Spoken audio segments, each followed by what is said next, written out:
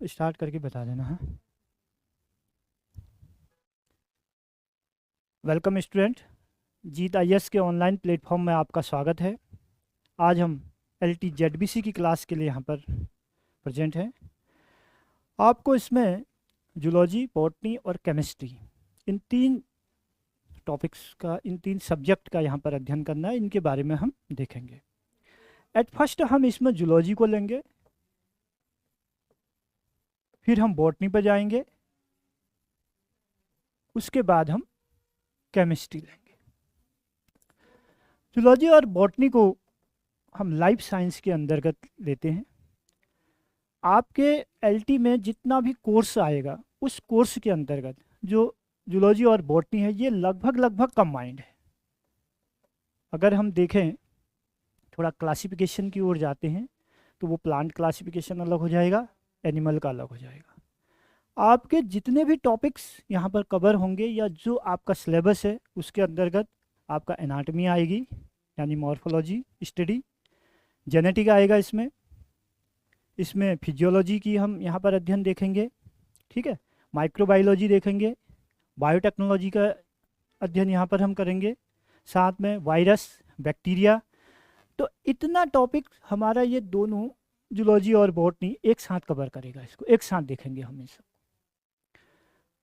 जब आगे जाएंगे तो हम जूलॉजी के कुछ पार्ट्स अलग कर लेंगे, उसका क्लासिफिकेशन देखेंगे, या उसमें chordates, non chordate, ecology, embryology, animal behaviour, ऐसे जा कर के आगे हम इसका जो सिलेबस है, इन सब चीज़ों से मिलके बना है। ऐसे बॉटनी में जब हम जाएंगे तो वहाँ पर बायोकेमिस्ट्री, फिजियोलॉजी, जेनेटिक्स, ये दोनों में ही रखा गया है, लेकिन बॉटनी में दिया गया है इसको, ठीक है। और केमिस्ट्री में जब हम जाएंगे तो केमिस्ट्री तो तीन पार्ट्स में डिवाइड है अपने आप में, ऑर्गेनिक, इनऑर्गेनिक एंड फिजिकल। तो एट फर्स्ट हम जब देखेंगे तो सबसे पहले तो लिविंग थिंग्स है, लाइफ, स्टडी ऑफ लाइफ। तो स्टडी ऑफ लाइफ से हम शुरू करेंगे बायोलॉजी को। जूलॉजी को जब क्लासिफिकेशन आप लोग देखोगे तो उस क्लासिफिकेशन से प्रारंभ होकर के वहीं पर वो पूरा जूलॉजी वहाँ कंप्लीट हो जाएगी। हम एक कोशिका पर आएंगे, एक सेल पर आएंगे, तो इसी सेल से हमें अध्ययन करना है कि इसका ओरिजिन कैसे हुआ, कब हुआ, और इसमें क्या विकास हुआ, क्या डेवलपमेंट हुआ। जो डेवलपमेंट हुआ, उस डेवलपमेंट को आगे जा करके हमने क्लासिफिकेशन नाम दिया,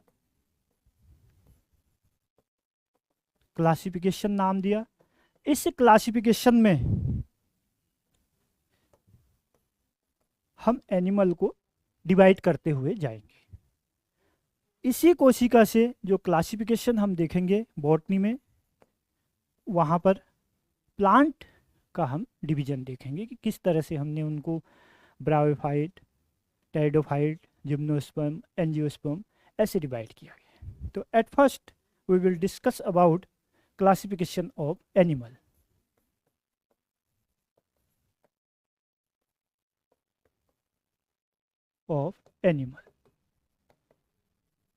क्योंकि हम जूलॉजी से प्रारंभ कर रहे हैं, फिर बॉटनी पर जाएंगे, फिर केमिकल साइंस पर जाएंगे।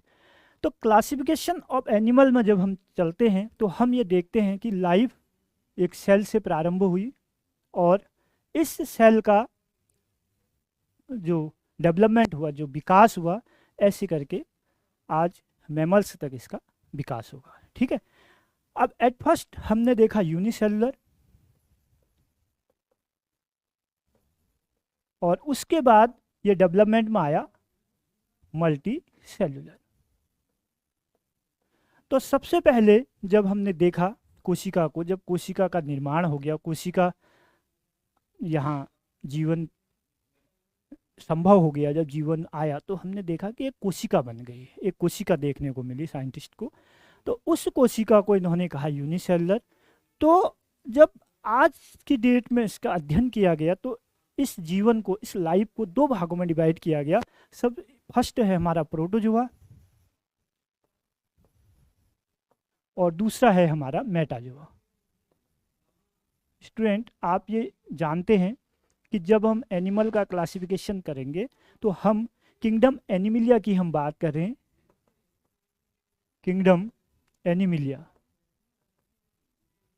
तो ये किंगडम का जो हम डिस्कशन करेंगे, ये जब हम टेक्सोनॉमी पढ़ेंगे वहाँ पर स्टार्ट कर लेंगे, यहीं से शुरू हो जाएगा टेक्सोनॉमी, यहाँ से आपका सारे एनिमल का डिस्कशन, यहीं पर हम कोशिका का भी बात यहीं पर कर लेंगे। तो इस क्लासिफिकेशन को अगर आप समझ गए तो मुझे लगता है कि जूलॉजी और बॉटनी का पूरा पोर्शन आप क्लियर कर लेंगे। और अधिकांश क्वेश्चन अगर हम जेनेटिक और फिजियोलॉजी को छोड़ दें तो अधिकांश क्वेश्चन इस पोर्शन से आपको एलटी के लिए, जेडबीसी में जो हमारा एलटी का है वो यहाँ जरूर देखने को मिलेगा। तो जितने भी एनिमल हैं, जितना भी उनका फंक्शन है, जो कोशिका का फंक्शन है, डेवलपमेंट का जो फंक्शन है, वो सारा हमको यहाँ से इस भाग से हमें देखने को मिल जाएगा। ये अगर हम इस पोर्शन को अगर हम सीख गए हैं तो हमें आगे का जो सिस्टम है वो समझ में आ जाएगा। यानी कि ये की है, इस की बात मैं आज कर रहा हूँ। तो किंगडम एनिमिलिया को जब हमने डिवाइड किया तो दो भागों में फर्स्ट डिवाइड किया, उसको प्रोटोजोआ, और यहाँ पर हमें एक फाइलम, हमने इसको नाम दे दिया फाइलम प्रोटोजोआ। प्रोटोजोआ, तो ये प्रोटोजोआ, प्रो मतलब प्राइमरी और जोआ से लिया गया है, एनिमल की हम बात करते हैं जो प्राइमरी एनिमल है, फर्स्ट एनिमल है। फर्स्ट एनिमल कौन है भाई? कोशिका की हम यहाँ पर बात कर रहे हैं। कोशिका दो हैं, एक यूकैरियोटिक और दूसरी प्रोकैरियोटिक। तो प्रोकैरियोटिक कोशिका की हम अभी इस क्लासिफिकेशन में जिक्र नहीं कर रहे हैं। प्रोकैरियोटिक कोशिका को हम एनिमल या प्लांट में कहीं नहीं लेंगे। एनिमल और प्लांट की जो कोशिका है वो है यूकैरियोटिक कोशिका, यानी कि वेल डेवलप्ड सेल्स, जिसके अंदर क्या है, न्यूक्लियस है, माइटोकॉन्ड्रिया है, ठीक है, गोल्गी कॉम्प्लेक्स है, प्लाज्मिक रेटिकुलम है, राइबोसोम है, 80s टाइप्स राइबोसोम है, और यहाँ पर हम देखेंगे 70s टाइप राइबोसोम है प्रोकैरियोट, जो बैक्टीरिया वायरस यहाँ पर जो आपको देखने को मिलेगा वो प्रोकैरियोट। हम अभी प्रोकैरियोट कोशिका की बात नहीं कर रहे हैं, ठीक है, हम बात कर रहे हैं इस समय यूकैरियोट कोशिका की। यूकैरियोटिक कोशिका में ऐसे एनिमल हैं, ऐसे लिविंग थिंग्स हैं जो केवल एक ही कोशिका से अपना पूरा लाइफ प्रोवाइड करते हैं, या लाइफ पूरी उनकी एक ही कोशिका से प्रारंभ होकर वहीं ख़त्म हो जाती है। उनको हमने एक फाइलम में रख दिया, जिसको हम कहते हैं क्या, जिसको हम क्या कह रहे हैं, प्रोटोजोआ कह रहे हैं। तो दो भागों में हमने डिवाइड किया एनिमल किंगडम को। पहला प्रोटोजोआ, ऐसे एनिमल यानी कि जो एक सेल, एक कोशिका वाले, एक कोशिका वाले, यानी कि यूनिसेलुलर एनिमल। अब एक कोशिका का डेवलपमेंट हुआ, आगे बढ़ा, डेवलप्ड हुए, तो एक कोशिका आप दो मिली, 3 मिले, 4 मिले, तो ऐसे जब कोशिका मिलेगी तो उसको हमने कहा मेटाजोआ। यानी कि यहाँ पर जो एनिमल आपको मिलेंगे वो एक कोशिका है, उसमें न्यूक्लियस है, इसी में यहाँ माइटोकॉन्ड्रिया है, यहीं पर एंडोप्लाज्मिक रेटिकुलम है, यहाँ गोल्गी कॉइल है, यहाँ पर राइबोसोम है, ये सब। तो इसी में इनका डाइजेशन हो रहा है। तो यहीं पर आपको पता चल जाएगा कैसा डाइजेशन होगा, यूनिसेलुलर टाइप डाइजेशन होगा। यहीं पर रेस्पिरेशन होगा, यूनिसेलुलर टाइप रेस्पिरेशन होगा, ठीक है, एक ही सेल के, सेलुलर टाइप रेस्पिरेशन, सेल के अंदर रेस्पिरेशन होगा, सेलुलर टाइप डाइजेशन, सेल के अंदर डाइजेशन होगा, ठीक, सेल के अंदर, कोशिका के अंदर ही होगा सारे। तो एक ही कोशिका उनके रिप्रोडक्शन का भी काम करेगी, वो कोशिका उनका डाइजेशन का भी काम कर रही है, रेस्पिरेशन का भी काम कर रही है, लोकोमोशन का भी काम कर रही है। एनिमल की अगर हम बात कर रहे हैं तो इसका पहला ही कैरेक्टर है हमारा लोकोमोशन करना। लोकोमोशन यानी कि प्लेस चेंज करना, स्थान को परिवर्तन करना, एक स्थान से दूसरे स्थान पर जाना।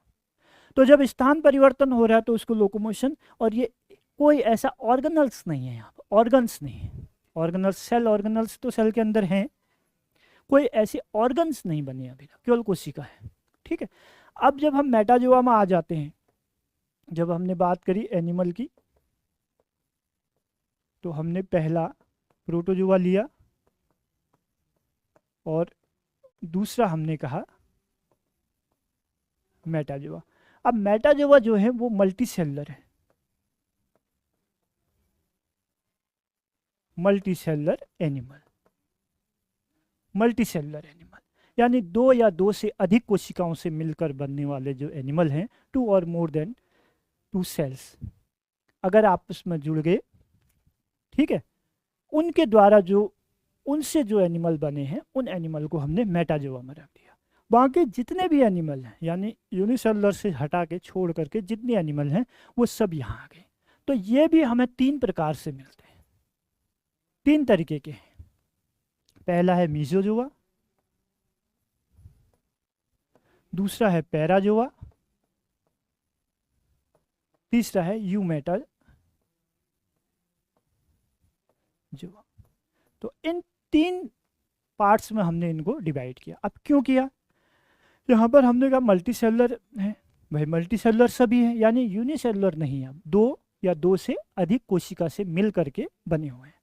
जब दो या दो से अधिक कोशिका से मिल के बन गए तो उनको मल्टी सेलुलर कह दिया। भाई एक कोशिका है सिंगल सेल, सिंगल सेल है लेकिन कैसी है? प्रोकैरियोट टाइप है, यूकैरियोट नहीं है, ठीक है। अब यहाँ पर केवल टू सेल, दो सेल जब जुड़ करके कोई एक एनिमल की तरह बिहेव करते हैं तो उनको मीजोजोआ में रखा गया। यानी कि एक कोशिका ऐसे जुड़ी, उसी के साथ दूसरी कोशिका जुड़ गई और इसने अपने बॉडी का स्ट्रक्चर इस तरीके से बनाना शुरू कर दिया, ऐसा। और ये जो इंटरनल है ये हमारा यहाँ पर सोमैटिक सेल और जर्म सेल, यानी कि इसको हमने सोमैटिक सेल कहा, और अब यहाँ पर जर्म सेल, ये डिफ्रेंशिएट होना शुरू हो गया। लेकिन ये मीजोजोआ ऐसे एनिमल हैं जो अभी टिश्यू ग्रेड भी नहीं है, टिश्यू यहाँ बने नहीं है अभी तक। जहाँ टिश्यू नहीं बने, केवल दो सेल आपस में जुड़ गए हैं और जर्म सेल और सोमैटिक सेल में कन्वर्ट हो गए हैं। जर्म सेल और सोमैटिक सेल में डिफ्रेंशिएट हो रहे हैं, बदल रहे हैं, दो सेल उनको दिखाई दे रहे हैं, जर्म सेल और सोमैटिक सेल। और ऐसे एनिमल हैं जो दो सेल, दो कोशिकाओं से मिलके बने हैं और इनको हमने नाम दे दिया मीजोजोआ, ठीक।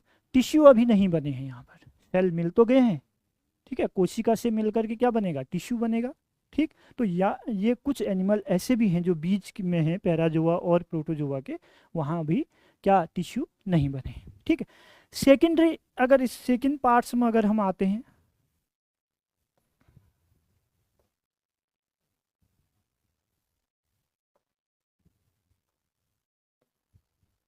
सेकेंड पार्ट यहाँ पर आते हैं पैराजोआ। ये वो एनिमल थे जो पोर बियरिंग थे, जिनमें कुछ छिद्र थे, कुछ पोर हैं बीच में, छेद, पोर बियरिंग एनिमल, पोर बियरिंग एनिमल, यानी कि छिद्रयुक्त, छोटे छोटे इनमें छेद पाए गए। अब यहाँ पर टिश्यू बनना शुरू हो गया। ये टिश्यू ग्रेड एनिमल है। कैसे है? Tissue grade. तो यही क्वेश्चन आपके बनेंगे भाई, टिश्यू ग्रेड, यही क्वेश्चन बनते हैं। और हम सोचते हैं कहाँ से बने हैं, कहाँ से नहीं बने हैं, इसी से बने हैं। और ये जो चैप्टर चल रहा है आपका, इस चैप्टर में ही पूरी बायो इसी के अंदर समाई हुई है।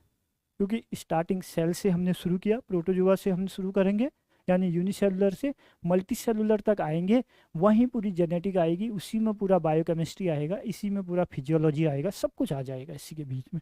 धीरे धीरे आ रहा है। देखो, पोर बियरिंग एनिमल हैं, जितने भी छेद युक्त, छिद्र युक्त, बॉडी में बहुत ज़्यादा छिद्र हैं, पोर बियरिंग हैं, वो अपने आप में वाटर को अपने में ले लेते हैं, अपने अंदर भरने का इन पर कैपेसिटी होती है, एज लाइक स्पंज, स्पंज की तरह जो एनिमल हैं उन एनिमल को। तो यहाँ पर एक फाइलम फिर बना दिया गया, उस फाइलम का नाम रख दिया पोरिफेरा। पोरिफेरा, ये पहला फाइलम था हमारा यहाँ, इसमें प्रोटोजोआ में, फाइलम प्रोटोजोआ। तो इस तरीके से एक सीरीज बनी कि पहले प्रोटोजोआ आया फिर पोरिफेरा आया। ऐसा नहीं कि पहले पोरिफेरा आ गया फिर प्रोटोजोआ आ गया। जिस तरीके से इनका विकास हुआ, विकास जैसे डेवलपमेंट इनका जिस तरीके से हुआ, उसी सीरीज में, उसी श्रेणी में हमने इनको क्लासिफाइड किया है, क्लासिफिकेशन किया है। तो जितने भी पोर बियरिंग एनिमल हैं, जितने भी एनिमल की बॉडी में छिद्र हैं, स्पंज लाइक जो एनिमल हैं, उन सबको हमने किस में रख दिया? फाइलम पॉरीफेरा में, यानी संघ पॉरीफेरा। ठीक है, संघ पॉरीफेरा में आगे आप जानते होंगे जैसे स्पॉन्जिला हो गया, हाइलोनीमा हो गया, यूस प्लैक्टेला हो गया, जितने भी आपने ये पढ़े हैं सब आप लोग अच्छे बायो पढ़ के आए हैं, ये चीज़ें देखी हैं। लेकिन प्रोटोजोआ के बाद ही पॉरीफेरा क्यों आया, ये इसका प्रूफ है। ठीक, इसके बाद जितने भी एनिमल पूरे इस यूनिवर्स में पाए गए हैं, यानी इस अर्थ में पाए गए हैं, चलो उन सबको हमने यूमेटाजोआ में रख दिया। सारे एनिमल जितने भी हैं वो किस में आ गए, यूमेटाजोआ में। इस यूमेटाजोआ को हम भाई पहले भी कह रहे हैं ये मल्टी सेलुलर ही हैं आप सब, ये भी मल्टी सेलुलर हैं, ये भी मल्टी सेलुलर हैं, ये भी मल्टी सेलुलर। मल्टी सेलुलर का मतलब दो या दो से अधिक कोशिका वाले एनिमल। तो ये दो कोशिका वाले हैं, ये दो से अधिक कोशिका है, यहाँ पर ज़्यादा पाई जाती है कोशिकाएं। अब टिश्यू ग्रेड प्रारंभ हो गया है। अब यहाँ पर यूमेटाजोआ जो है वो टिश्यू से भी आगे जा कर के अब यहाँ पर ऑर्गन्स बनना शुरू हो जाएगा, फिर एक बॉडी बननी शुरू हो जाएगी, एक वेल डेवलप्ड एनिमल बनना शुरू हो जाएगा। ठीक है, अब यहाँ पर हमने देखा जितने भी एनिमल थे उनको भी फिर दो भागों में डिवाइड किया गया। अब ये देखा गया कि उनकी जो कोशिका है, जो सेल है, फिर वहीं आते आ गए हम कुछ सेल पर, कोशिका पर, उस पर उसका एक्सेस देखा गया। कैसा एक्सेस है, इस एक्सेस को देखने के कारण हमने इन एनिमल को दो भागों में विभाजित किया है। पहला है रेडिएटा और दूसरा है बाइलेटरेटा। बाइलेटरेटा, दो वर्ड हमारे पास आ गए, रेडिएटा एंड बाइलेटरेटा। रेडिएटा वर्ड जो लिया गया है, जो शब्द ये लिया गया है, वो हमने रेडियल सिमेट्री से लिया गया है। सीधी सी बात है, ऐसे एनिमल जिनकी कोशिकाओं, जिनकी सेल्स को हम देखेंगे, या जिस एनिमल को हम देखेंगे, ऐसे समझ लो इसको, जिस एनिमल को हम देख रहे हैं, अगर उसकी सिमेट्री रेडियल टाइप की है, एक रेडियल सिमेट्री, एक बाइलेट्रिकल सिमेट्री, जो रेडियल सिमेट्री वाले एनिमल थे वो रेडिएटा में रखे जाएंगे, जो बाइलेट्रियल सिमेट्री वाले एनिमल हैं वो बाइलेट्री एटा, दो भागों में डिवाइड किया। अब रेडियल सिमेट्री क्या है, अगर हम किसी भी पोर्शन को उसके मेन एक्सिस यानी कि उसके पीक, जो उसका केंद्र बिंदु है, उस केंद्र बिंदु से कट करना चाहेंगे, जैसे ये एक गोल बॉल होती है, इस तरीके से ये इसका केंद्र बिंदु है, हम कहीं से भी इसको कट करें, वो इस केंद्र बिंदु से होते हुए अगर जा रहा है, माना हमने यहाँ से काटा, तो ये दो बराबर भागों में डिवाइड होगा। ऐसी सिमेट्री जिसकी होती है उसको रेडियल सिमेट्री कहते हैं। जैसे क्रिकेट की बॉल होती है, अगर उसको बीच से काटेंगे, ये किनारे किनारे ऐसे ऐसे, यहाँ की हम बात नहीं कर रहे हैं। हम ये कह रहे हैं कि किसी भी एनिमल को अगर हम देखते हैं, अगर उसके केंद्र बिंदु से, यानी कि उसका सेंट्रल पॉइंट जो होता है, उस सेंट्रल पॉइंट से जाते हुए अगर हम उसको कट करते हैं किसी भी एंगल से, कहीं से भी, तो वो दो बराबर भागों में बढ़ जाए। अगर ऐसा एनिमल हमारे पास है, ऐसी सिमेट्री शो करने वाले एनिमल हैं, तो उसको हमने रेडिएटा में रख दिया। रेडिएटा में रखा, ऐसे एनिमल थे जैसे हाइड्रा। ठीक है, तो इन एनिमल के लिए यहाँ पर एक फाइलम बनाया गया, फाइलम सिलेंट्रेटा। सिलेंट्रेटा, तो सिलेंट्रेटा एनिमल, जो फाइलम के जो एनिमल हैं वो रेडियल सिमेट्री शो करते हैं। तो ये क्वेश्चन बहुत बार बार पूछा जाता है, रेडियल सिमेट्री, रेडियल सिमेट्री। तो इस क्वेश्चन को आप लोग देखेंगे, ये बहुत ज़्यादा बार अक्सर ये पूछा जाता है कि रेडियल सिमेट्री किसमें पाई जाती है। और अब पॉरीफेरा के बाद तीसरा जो हमारे पास यहाँ पर एक फाइलम मिल गया, सिलेंट्रेटा मिल गया। तो ऐसे ही हम इनका अध्ययन करेंगे, पहले प्रोटोजोआ का, फिर पॉरीफेरा का, फिर सिलेंट्रेटा का। तो रेडिएटा समझ गए आप लोग, रेडियल सिमेट्री समझ गए कि रेडियल सिमेट्री हम किसको कहेंगे यहाँ। अब आगे बढ़ते हैं बाइलेट्रिकल सिमेट्री। बाइलेट्रिकल सिमेट्री के जितने एनिमल थे, इसके बाद जितने भी एनिमल हैं, जितने भी लिविंग थिंग्स हैं, उन सबको हमने बाइलेट्रियल सिमेट्री में रख दिया है। ठीक है, अब बाइलेट्रियल सिमेट्री का मतलब यह है कि ऐसे एनिमल जो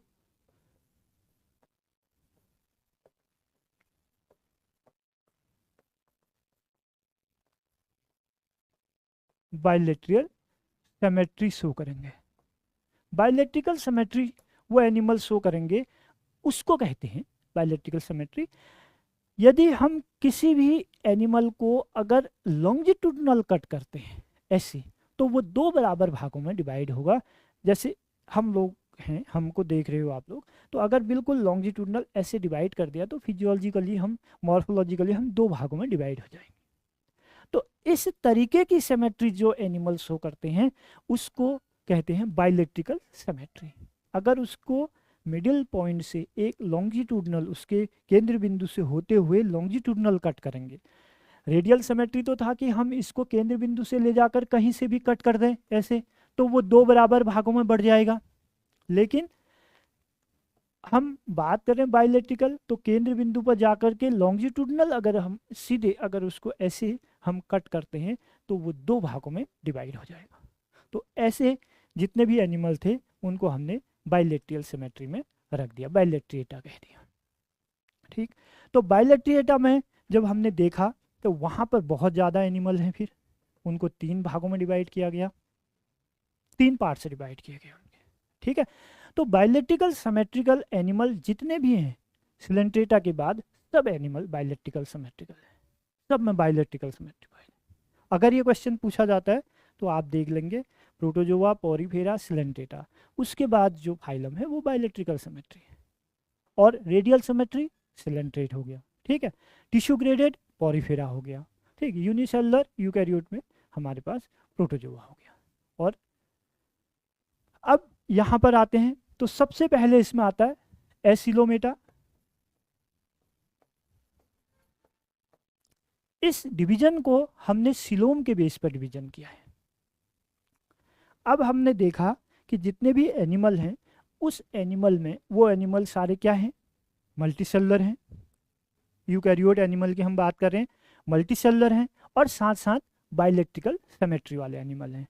अब उसके बाद इनके एनाटॉमी जब देखी गई, जब उनके बॉडी वॉल को देखा गया, जब उनका ओरिजिन देखा गया, जब उनकी एम्ब्रायोलॉजी देखी गई, तो वहाँ पर ये पाया गया कि इनमें सिलोम, एक वर्ड यहाँ पर आता है जिसको बहुत ज़्यादा पूछा भी जाता है कई बार, तो सिलोम का अध्ययन किया गया। सिलोम क्या है? सिलोम डाइजेस्टिव ट्रैक्ट और बॉडी वॉल के बीच में जो वैकेंट प्लेस है, coelom is a vacant cavity in between digestive tract and body wall. Body wall और डाइजेस्टिव ट्रैक्ट के बीच में जो एक वैकेंट प्लेस है उसको हम कहते हैं सिलोम। ठीक, तो कई एनिमल में सिलोम देखा गया, कई एनिमल में सिलोम नहीं देखा गया। सिलोम जहाँ पर पाया जाएगा वो डेवलप्ड एनिमल है। ठीक है, तो सबसे पहले एसिलोमेटा है, फिर स्वीट सिलोमेटा है,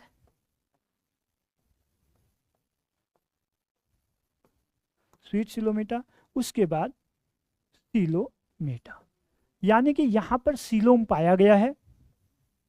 सिलोम, सिलोम का मतलब है vacant cavity, vacant cavity, cavity coelom. Pseudo coelomata का मतलब फॉल्स टाइप, कभी दिखता है कभी नहीं दिखता है। कैसे दिखता है, कहाँ नहीं दिखता है, इसका डिस्कशन इसमें करते हैं, आगे बताएंगे इसको कहाँ पर दिखेगा कहाँ पर नहीं दिखेगा।